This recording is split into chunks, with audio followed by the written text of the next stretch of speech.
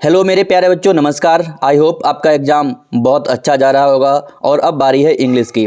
आज मैं आपको बताने वाला हूं कि इंग्लिश की कॉपी कैसे लिखें। मैं इस वीडियो में अपना ऑफलाइन कोचिंग का संपूर्ण एक्सपीरियंस झोंक दूंगा। मैं एक ऑफलाइन एजुकेटर हूं।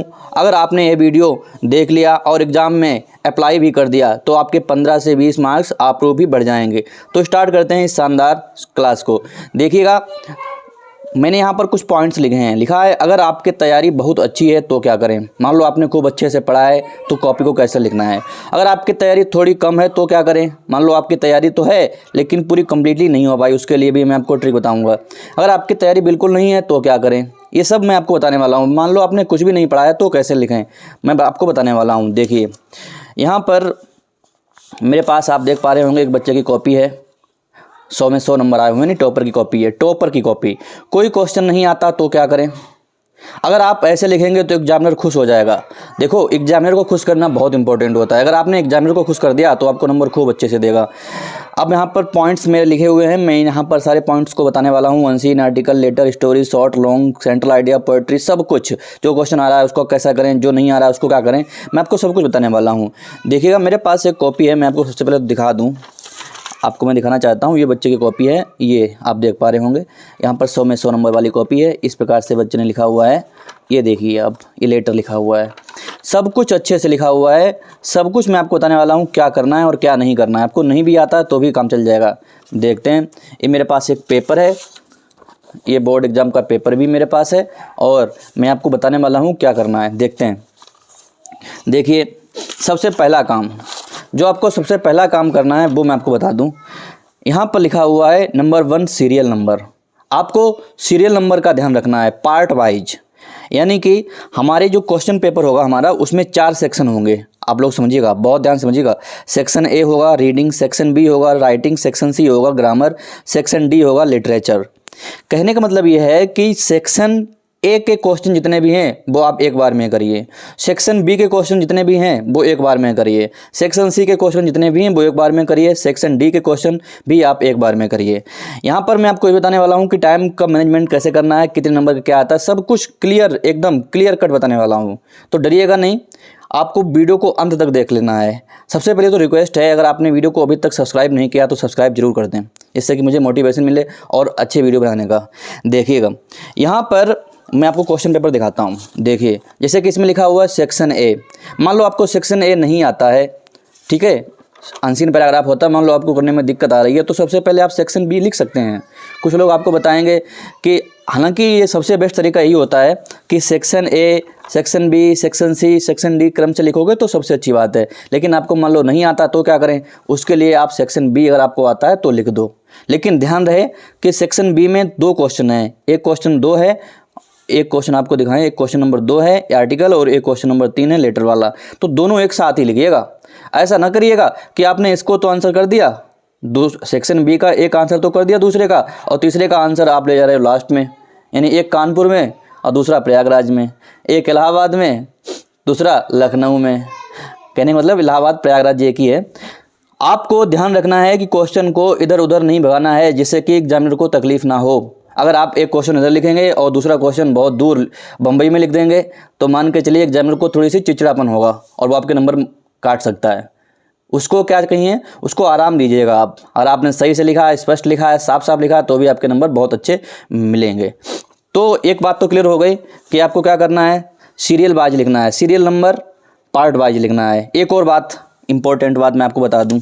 देखते हैं क्या बात है। देखो, इसका भी आपको ध्यान रखना है। जैसे कि मान लिया हमने, ये तो हो गया लेटर हमारा, ये है मान लो क्वेश्चन नंबर 5 है। क्वेश्चन नंबर 5 में A B C D E करके ये 5 दिए गए हैं 2-2 नंबर में, तो 10 नंबर बच्चे क्या आए हैं, टॉपर बच्चा है। मैं टेस्ट लेता रहता हूँ। आपको क्या करना है, ऐसा बिल्कुल नहीं करना है कि आंसर ए यहाँ कर दिया और आंसर बी दूसरे पेज में लिख रहे हो, तो उसको ढूंढने में बहुत दिक्कत होगी, और उसको दिक्कत होगी तो वो उससे चिढ़ा के आपके नंबर काट सकता है। कहीं ऐसा ना हुआ कि कोई चश्मा लगाए बैठा है बूढ़ा व्यक्ति और चश्मा ऊपर कर रहा, नीचे कर रहा, इधर ढूंढ रहा, उधर ढूंढ रहा, उसका दिमाग खराब और वो आपके नंबर काट लेगा। तो ध्यान रखना है कि क्वेश्चन नंबर 5 में जितने भी पार्ट हैं वो एक साथ ही करिएगा, ठीक है। सबसे बेस्ट तरीका तो यही होता है, एक नंबर से स्टार्ट करिए और लास्ट तक चले जाइएगा। अच्छा, आगे की बात मैं आपको बताता हूँ। अब देखिएगा ध्यान से। देखो, यहाँ पर लिखा है सेक्शन ए। सेक्शन ए में क्या आता है? रीडिंग। मैं आपको दिखाना चाहता हूँ, देखो सेक्शन ए जो है वो हमारा आता है रीडिंग। रीडिंग का मतलब है, लिखा हुआ है read the following passage carefully and answer the question that follow. यानी कि एक आपका अनसीन पैराग्राफ है और यहाँ पर पीछे क्वेश्चंस भी दिए गए हैं। ये पूरा पैराग्राफ है और क्वेश्चन दिए गए हैं, ठीक है ना। तो इसको आपको क्या करना है, सेक्शन ए रीडिंग का होता है, आपको मैक्स टू मैक्स 30 मिनट देने हैं। इसमें 30 मिनट मैंने ज़्यादा ले दिए हैं क्योंकि ये अनसीन पैराग्राफ होता है। आपको इसको 2-3 बार पढ़ना भी है, क्वेश्चन को भी पढ़ना है और सही से आंसर करना है, बड़ा करके आंसर करना है, ठीक है ना। इसका अगर आपको कंप्लीट वीडियो चाहिए अनसीन पैराग्राफ का तो मेरे चैनल पर अवेलेबल है, आप जाके देख सकते हैं। 15 नंबर का आता है, बहुत अच्छे नंबर हैं। जो बच्चे होते हैं होशियार वो इसमें 15 में 15 नंबर लाते हैं, लेकिन ये कमज़ोर बच्चे भी इसमें नंबर ले आ सकते हैं अगर अच्छा सा लिख दें। यहाँ पर आपको ध्यान क्या रखना है, आपको ध्यान रखना है कि सब्जेक्ट पहले लिखना है, उसके बाद वर्ब लिखने के बाद जो पैराग्राफ में मिल रहा है उसका आंसर लिख देना है, ठीक है ना। फिर सेक्शन बी क्या है? राइटिंग। राइटिंग में 30 मिनट देने हैं आपको, 30 मिनट, ठीक है। 30 मिनट क्यों देने हैं? क्योंकि आपको आर्टिकल और लेटर याद होना चाहिए, तब आप 30 मिनट में कर पाएंगे खूब अच्छी राइटिंग में, है ना। आप याद करके जाइएगा कंप्लीट, और अगर आपको याद नहीं है तो क्या करिए आप, मान लो दूसरा याद है तो दूसरा लिख दीजिएगा, अगर आपको याद नहीं है, छोड़ना बिल्कुल भी नहीं है, ठीक है ना। 20 नंबर का होता है, 10 नंबर का आर्टिकल आता है, 10 नंबर का लेटर आता है, तो आपको यहाँ पर मैक्स टू मैक्स 30 मिनट देने हैं। क्योंकि इंग्लिश में क्लास 12th में लिखने को बहुत ज़्यादा आता है, अगर आपने टाइम बर्बाद कर दिया अपना तो समझ लीजिएगा आपका क्वेश्चन छूट जाएगा। अगर आपका क्वेश्चन छूट गया तो आपके अच्छे नंबर कैसे आ सकते हैं? नहीं आ सकते। सेक्शन सी ग्रामर होती है। ग्रामर में क्या है? 30 मिनट का होता है। 30 मिनट में आपको करना है, क्योंकि सेंटेंसेस होते हैं ज़्यादातर। अगर आपको सेंटेंस आते होंगे तो आप कर लेंगे, नहीं आते होंगे तो आप नहीं कर पाएंगे। 25 नंबर का आता है, 30 मिनट में आपको कर लेना है ना। 30 का 40 भी कर सकते हैं क्योंकि इसमें क्वेश्चन कुछ ज़्यादा होते हैं। सेक्शन डी 40 से, सेक्शन सी में आपको 40 मिनट से ऊपर नहीं लेना है। सेक्शन डी लिटरेचर होता है, 90 मिनट का होता है और यहाँ पर 40 नंबर का आता है। कितने नंबर का आता है? 40 नंबर, यानी कि बुक से आता है। आपको इसमें 1.5 घंटा ले लेना है, आराम से खूब अच्छे से लिखना है। ज़्यादा लिखने को आता है, लॉन्ग आंसर होते हैं, 2 शॉर्ट आंसर होते हैं, 4 लगभग, सेंट्रल आइडिया होता है, पोइट्री भी इसी में इंक्लूड होती है। तो यहाँ पर ज़्यादा अच्छा खासा लिखने को होता है, जितना ज़्यादा आप लिखेंगे तो आपको उतने ज़्यादा नंबर मिलेंगे। 40 नंबर का आता है। अब देखिएगा यहाँ पर लिखा हुआ है अनसीन, नहीं आता या आता है, क्या करें? आर्टिकल में कैसे लिखें, लेटर को कैसे लिखें, story, short answer, long answer, central idea, poetry, जो क्वेश्चन आ रहा है, ये बात आप समझ लो मेरी बात को, इस पॉइंट को आप समझ लीजिएगा। देखो सबसे पहले आप इस पॉइंट को समझ लो, जो क्वेश्चन आ रहा है, मान लो कोई क्वेश्चन है, मान लो आर्टिकल ही है, आपको आ रहा है, बहुत अच्छे से याद किया, रट्टा मारा है आपको और आ गया, आपके मुंह में पानी आ गया, आपने कहा इसको खूब अच्छा करके लिखेंगे, आप लिखते चले जा रहे हो, 1 पेज में लिख दिया, 2 पेज में लिख दिया, 3 पेज में, 4 पेज में, खूब बड़ा करके। लंबा नहीं करना है। 10 नंबर का है, अगर आप 10 पेज में लिखेंगे तो 10 में 20 नंबर नहीं मिलने वाले, 10 ही नंबर मिलेंगे। इसलिए आपको ध्यान रखना है, जिसकी इसकी लिमिट है उस लिमिट से बाहर नहीं जाना है, क्योंकि हमको अपना टाइम मैनेजमेंट भी करना है। जो क्वेश्चन नहीं आ रहा है उसके लिए क्या करें, ये मेन पॉइंट है। देखिए यहाँ मैंने निगेटिव लिखा हुआ है, निगेटिव का मतलब है यहाँ पर निगेटिव मार्किंग नहीं होती। आपको ध्यान रखना है, नहीं आता है तो भी लिखना है, जो दूसरा याद किया है उसका लिखिए, इधर उधर से जोड़ के लिखिए। कुछ नहीं आता तो अनसीन की कुछ लाइनें उठाइए, इधर उधर से लिखिएगा, लिख जरूर दीजिएगा। लिखने के नंबर मिलते हैं, ना लिखने के नंबर नहीं मिलते। अगर आप क्वेश्चन छोड़ देंगे तो एक भी नंबर आपको नहीं मिलेगा, नेगेटिव मार्किंग नहीं होती है। 10 नंबर का अगर क्वेश्चन है तो हो सकता है अगर आपने अच्छी राइटिंग में लिखा हो तो 10 के 10 भी मिल जाएं, 8-9 भी मिल सकते हैं। अगर एग्जामिनर चेक करने में जल्दबाजी कर रहा है तो हो सकता है 10 में 10 नंबर दे दे आपको। ध्यान रखना इस बात का। एक और बात मैं आपको बता दूं कि जो एक इंग्लिश की कहावत है, first impression is the last impression, यानी कि जो फर्स्ट इंप्रेशन होती है ना एग्जामिनर की, वो बहुत अच्छी होनी चाहिए। कहने का मतलब ये है कि पहला क्वेश्चन, दूसरा क्वेश्चन आप इतने अच्छे से लिखिए कि एग्जामिनर के दिमाग में एक भाव ये आ जाए कि बच्चा होशियार है। फिर वो आपकी कॉपी किस माइंडसेट से चेक करेगा? होशियार बच्चे के। अगर आपने पहले ही गलत कर दिया तो उसके नेगेटिव माइंड में आ जाता है और फिर वो अच्छे नंबर आपको नहीं देगा। ध्यान रखना है इस बात का, बहुत ज़रूरी बात। अब मैं आपको बताऊं अनसीन कैसे करना है। अनसीन देखिएगा, जैसे अनसीन पैराग्राफ यहाँ पर क्वेश्चन लिखे गए हैं, यहाँ पर अनसीन पैराग्राफ भी है। आपको क्या करना है, क्वेश्चन पढ़ लेने हैं। क्वेश्चन पढ़ने के बाद फिर 2 से 3 बार पैराग्राफ पढ़ना जरूर है जल्दबाजी में, ठीक है ना। जल्दी थोड़ा समझ के पढ़ना है, टाइम का भी ध्यान रखना है। और फिर आप क्वेश्चन पहली बार तो उसी में मिल जाते हैं पैराग्राफ में ही, ध्यान रहे, अगर इसमें यू आया है कहीं पर भी तो आपका यू नहीं लिखना है आंसर में। अगर आपने यू लिख दिया तो ये आपका आंसर गलत हो जाएगा। आपको ये भी ध्यान रखना, जैसे कि इस टाइप के यहाँ पर वाट लिखा है, वाट क्वेश्चन वर्ड होता है, ये भी नहीं लिखना है, हु भी नहीं लिखना है ना। सब्जेक्ट इसमें क्या है, द गवर्नमेंट है, इसमें क्या है, एडमिनिस्टर है, इसमें क्या है, the education be widely effused, the education, इसमें क्या है, who should be handed over the. और यहाँ पर क्या होता है, 3 मीनिंग भी आती हैं, ये इंपॉर्टेंट होती है अनसीन पैराग्राफ में। ये आपके अगर वोकैब कमज़ोर है तो आप नहीं कर पाएंगे सही से, ठीक है ना। अनसीन पैराग्राफ को ध्यान रहे कि क्वेश्चन अगर आपको नहीं मिल पा रहा है तो उससे मिलता जुलता थोड़ा बड़ा करके लिख दीजिएगा, 3 नंबर में आपको फुल मार्क्स मिल जाएंगे।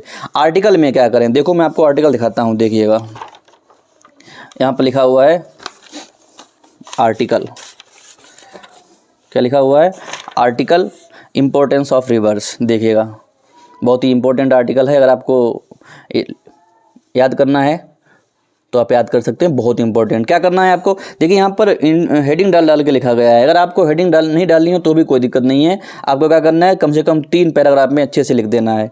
ध्यान रहे ग्रामरली मिस्टेक नहीं होनी चाहिए। लिखा है rivers are the backbone of human civilization, थोड़ा बहुत ही पढ़ा जाता है। They provide us with fresh water which is helpful for various purpose such as drinking, cleaning. इस प्रकार से आपको लिख देना है, अच्छे से लिखना है। और आगे भी ऐसा नहीं कि एक ही पेज में, क्योंकि मैं आपको दिखाऊं कितने वर्ड में आता है। यहाँ पर आप देखिए, पहले ये लिखा है 100 to 150 वर्ड, यानी कि 100 से 150 वर्ड में आपको लिखना है। आगे भी लिखा हुआ है, देखिए ये लिखा हुआ है, यानी कि यहाँ तक लिखा हुआ है, तब जाके 10 नंबर मिले हैं। आप छोटा लिखेंगे तो नंबर नहीं मिलेंगे, ये आपको ध्यान रखना है। मान लो ऐसा कोई आर्टिकल आता है जो आपको याद नहीं है तो क्या करें, तो आप छोड़ना मत, ठीक है ना। उससे मिलता जुलता, जैसे कि मान लो यहाँ पर क्या था, देखिएगा ध्यान रखना मेरी बात को। लिखा है इंपॉर्टेंस ऑफ रिवर्स, जैसे कि रिवर्स है, यहाँ पर इसका सब्जेक्ट पकड़ लीजिएगा आप रिवर्स, और लिखते चले जाओ रिवर्स के ऊपर। जितने भी आपके दिमाग में बातें आ रही हैं वो सब लिख डालो, है ना। छोड़ना बिल्कुल भी नहीं है, अगर आपने छोड़ दिया तो गड़बड़ हो जाएगा। उसके बाद क्या करना है आपको, लेटर क्या है, देखिए लेटर फॉर्मेट बेस्ड होता है। अगर आपने फॉर्मेट गलत कर दिया लेटर का तो आपके नंबर कट जाएंगे। यहाँ पर लेटर लिखा हुआ है, मैं आपको दिखाना चाहता हूँ, देखिएगा ये है, ये लिखा है लेटर टू द एडिटर को है। यहाँ पर सब्जेक्ट भी मैटर करता है, भगवंतपुर पाली हरदोई यूपी 12 मार्च 2025, ये डेट डाल देनी है। यहाँ पर एड्रेस डालना है, यहाँ पर एडिटर का एड्रेस डाल देना है, सब्जेक्ट डालना है, और ये आपका फॉर्मेट होना चाहिए, है ना, इस प्रकार से। और ब्लैक लेटर में आपको क्या करना है, यहाँ पर सब्जेक्ट डालना है। सब्जेक्ट क्या है, the high price in water tax, और इस प्रकार से आपको पूरा लिख देना है, थोड़ा बड़ा करके लिखना है। अगर आपका फॉर्मेट सही है, सही लिखा हुआ है, तो आपको 10 में 10 नंबर मिल जाएंगे। अब देखिएगा मेरी बात को समझिएगा, यहाँ पर समझिएगा आप, लिखा हुआ है स्टोरी में क्या करें। देखो बच्चे क्या करते हैं, स्टोरी से बहुत डरते हैं। आपको स्टोरी में क्या करना है, स्टोरी को टुकड़ों में बनानी है, छोटे छोटे टुकड़ों में अलग अलग करके उसको बनाना है। अगर आप स्टोरी को बहुत डिफ़िकल्ट लग रही है, मान लो कोई मीनिंग ऐसी आ गई जो आपको नहीं कर पा रहे हो, तो उससे मिलती जुलती मीनिंग लिखिएगा। और कटिंग बिल्कुल मत करना स्टोरी में। अगर आपने कटिंग कर दी तो उसका नेगेटिव इंपैक्ट जाएगा, और एग्जामिनर को लगेगा इस बच्चे को स्टोरी बनाना नहीं आता, वो आपके काट लेगा। आपको लिख देनी है बढ़िया से, ग्रामर का ध्यान रखना है। और ज़्यादातर स्टोरी पास्ट इंडेफिनिट में आती है तो उसका भी ध्यान रखना, सेकेंड फॉर्म स्टोरी में यूज हो सकती है। फिर यहाँ पर शॉर्ट आंसर, लॉन्ग आंसर, ये देखिए आप, ये लिखा है short answer and long answer. यहाँ पर क्या करना है, देखिएगा आपको क्या करना है। मान लो आप होशियार हैं, ठीक है ना, आपने याद किए हैं क्वेश्चन आंसर, लेकिन होता क्या है एक्चुअल में, होता ये है, जैसे कि लिटरेचर है, मैं आपको दिखाना चाहता हूँ, 4 नंबर का आता है और वो बोलता है कि 40 वर्ड में लिखना है, तो आपको थोड़ा सा बड़ा करके लिखना है। अगर आप बड़ा करके नहीं लिखेंगे, भले ही आपका आंसर सही लिखा हो, तो हो सकता है आपका नंबर कट जाए। मैं आपको दिखाना चाहता हूँ, ये देखिएगा, ये है यहाँ पर शॉर्ट आंसर, ये देखो शॉर्ट आंसर यहाँ से स्टार्ट हुए हैं, ठीक है ना। कितने नंबर का आता है, 4 नंबर का आता है, यानी कि एक पेज में आपको 2 शॉर्ट आंसर लिख देने हैं, ठीक है। और ये मैं आपको स्टोरी भी दिखा दूँ एक बार, देखो स्टोरी बनाई गई है। यहाँ पर इस प्रकार से आपको लिख देना है, खुशहाल जीवन, और इंग्लिश ट्रांसलेशन लिख देना है, और पूरी की पूरी स्टोरी आराम से बना देनी है विदाउट एनी कटिंग। यहाँ पर फिर क्या करना है आपको, उसके बाद ये शॉर्ट आंसर है, मैंने आपको बता ही दिया, बड़ा करके लिखना है। तुम कहो सर बड़ा करके कैसे लिखें, मान लो कि ये कौन से का है, द लास्ट लेसन का है, ठीक है ना। तो आपको क्या करना है, आपने याद किया होगा लॉन्ग आंसर भी, तो शॉर्ट आंसर तो लिख दिया और उससे मिलता जुलता लॉन्ग आंसर तो कुछ लाइनें उठाइए और उसमें ऐड कर दीजिएगा। और लॉन्ग आंसर में क्या करना है, लॉन्ग आंसर तो आपने याद किया होगा, लॉन्ग आंसर लिख देना है और फिर शॉर्ट आंसर बीच में इंक्लूड कर दीजिएगा, जिससे कि आपका ज़्यादा लिखा हुआ हो और आपके साथ में 7 नंबर मिल जाएँ। मैं आपको दिखाना चाहता हूँ लॉन्ग आंसर भी। देखिए ये तो शॉर्ट आंसर था, ये लॉन्ग आंसर है, यहाँ से यहाँ तक पूरा लिखा गया है, तो 7 में 7 नंबर बच्चे को मिल गए हैं। ये यहाँ पर पोएट्री है। देखिए फिर क्या होता है आपका यहाँ पर। अच्छा, शॉर्ट आंसर में और लॉन्ग आंसर में भी आपको एक बात ध्यान रखनी है। क्या ध्यान रखनी है, सब्जेक्ट पकड़ के रखना है। मान लो एमएमएल का क्वेश्चन आ गया लॉन्ग, तो आपके दिमाग में जितना भी आपने पढ़ा है एमएमएल करके सेंटेंस बनाते जाइएगा, लिखते जाइएगा। दूसरे सब्जेक्ट में जाने की आवश्यकता ही नहीं है ना। मान लो आपको गांधी जी वाला इंडिगो वाला आ गया, गांधी जी में 2 लोग मैन थे, गांधी जी और कौन थे, एक शेयर क्रॉपर्स की कहानी है ना। तो शेयर क्रॉपर और गांधी जी के बारे में पूरा लिख दीजिएगा, तो बार बार सब्जेक्ट बनाइएगा इन्हीं को। सेंट्रल आइडिया आपको स्टार्टिंग के 3 याद कर लेने हैं, है ना। और आपको सेंट्रल आइडिया नहीं याद है तो मैं बहुत ही जल्द वीडियो अपलोड करने वाला हूँ, बहुत ही सरल भाषा में, ठीक है ना। आप बैठ करना, मैं बहुत ही सरल भाषा में अपलोड करने वाला हूँ। पोएट्री देखिएगा, पोएट्री में क्या होता है, पोएट्री बच्चों को थोड़ी सी डिफ़िकल्ट लगती है। क्यों? क्योंकि क्वेश्चन वहाँ पोएट्री में ढूंढे नहीं मिलते हैं बच्चों को। मैं दिखाना चाहता हूँ, देखिए ये यहाँ पर लिखा हुआ है क्वेश्चन नंबर 9। आपको इस प्रकार से हिंट भी डाल देनी है, they do not dot hand. पहले का आंसर, बी का आंसर, तीसरे का आंसर, ठीक है। ऑन यूनिवर्स वाले का आया हुआ है, आपको थोड़ा बड़ा करके लिखना है। और इसमें आपको पोएट की जितनी भी पोएट्री हैं, पोएट के नाम याद होने चाहिए, पोएम के नाम याद होने चाहिए, जिससे कि अगर क्वेश्चन आता है तो उसका आंसर कर पाएँ। और कभी कभी मीनिंग भी पूछ लेता है, तो मीनिंग आपको डिपेंड करेगा कितनी ज़्यादा आपने याद किए हैं, है ना। इस प्रकार से आपको कॉपी को पूरा लिख देना है। और अगर आप इस प्रकार से कॉपी को लिखते हैं तो आपके मान के चलिए बहुत अच्छे नंबर जरूर आ जाएंगे। जो क्वेश्चन नहीं आता है लंबा नहीं करना है, उसको लंबा करने के प्रयास करना है। जो क्वेश्चन आ रहा है उसको लंबा नहीं करना है, और जो क्वेश्चन नहीं आ रहा है उसको लिखना जरूर है। नेगेटिव मार्किंग नहीं होती, ये अपने दिमाग में बिठा लेना है आपको। इस प्रकार से आपको पूरी कॉपी लिख देनी है। अगर आपने इस प्रकार से कॉपी को लिख दिया, यकीन मानिए आपके नंबर आप लोग बढ़ जाएंगे। एक और बात मैंने आपको स्टार्टिंग में बताया था, ये पॉइंट देखिएगा, ये पॉइंट आप सुनो। यहाँ पर लिखा हुआ है अगर आपकी तैयारी बहुत अच्छी है तो क्या करें, तो आपको क्या करना है, क्रम से लिखना है और आखिरी तक लिखते जाना है। क्योंकि आपकी तैयारी बहुत अच्छी है, आपको ध्यान रखना है, कॉपी को सजाने की आवश्यकता नहीं है दुल्हन की तरह। अगर आपकी तैयारी थोड़ी कम है तो क्या करें, तो आप वोकैबुलरी पर अभी थोड़ा कम पढ़ें। आपको क्या पढ़ना ज़्यादा है, आपको आर्टिकल, लेटर और पूरी जितनी बुक है, यानी कि जितने भी क्वेश्चन आंसर हैं सब याद कर लीजिएगा। अगर आपकी तैयारी बिल्कुल नहीं है तो क्या करें, तो आप एक काम करिए, प्रोज के स्टार्टिंग के 2-3 लेसन याद कर लीजिएगा, शॉर्ट आंसर, लॉन्ग आंसर। और सप्लीमेंट्री के 2-3 लेसन याद कर लीजिएगा। सेंट्रल आइडिया याद कर लीजिएगा, स्टार्टिंग के 3 तो जरूर ही याद करने हैं, सबको याद करने हैं, है ना। इस प्रकार से आपको कॉपी को लिख देना है, तो आप मान के चलिए आपके 10 से 15 नंबर आप बढ़ जाएंगे। और अगर आपने ये अप्लाई कर दिया तो आपकी कॉपी भी अच्छी होगी और आपको नंबर भी बहुत अच्छे मिलेंगे। अंत तक बने रहने के लिए थैंक यू वेरी मच। और अगर आपने अभी तक सब्सक्राइब नहीं किया चैनल को तो प्लीज़ मेरी रिक्वेस्ट है आपसे, चैनल को सब्सक्राइब जरूर कर दें। मिलते हैं नेक्स्ट वीडियो में। Thank you very much.